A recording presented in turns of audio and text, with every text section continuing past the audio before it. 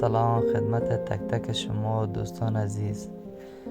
در قدم نخست تشکر از اینکه سابسکرایب میکنین و لایک و کامنت میدین. گاهی وقتا برای دیدن زیبایی لازم نیست از وطن دور شوی، فقط کافی است که به جاهای زیبای وطنت بری. دور مثال فقط کافی است به استالف بیایی، جایی که رنگ زندگی را خاک و گل می دهد، جایی که کوها از خاطره ها قصه میگن و طبیعت آرامشی داره که در هیچ عکس جا نمی شود.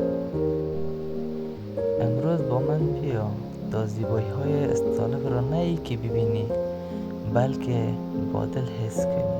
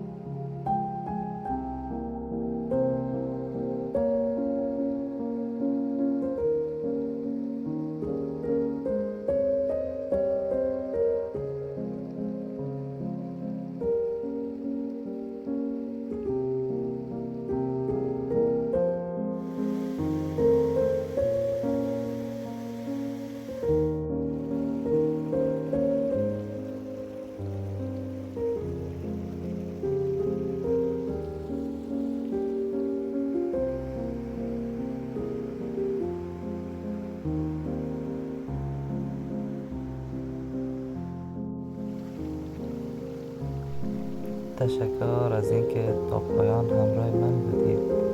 اگر زیبایی های استالف قلبتان را لمس کرد، حتما ویدیو را لایک کنین، سابسکرایب یادتان نره و زنگوله را بزنین تا سفر بعدی را با هم شروع کنیم.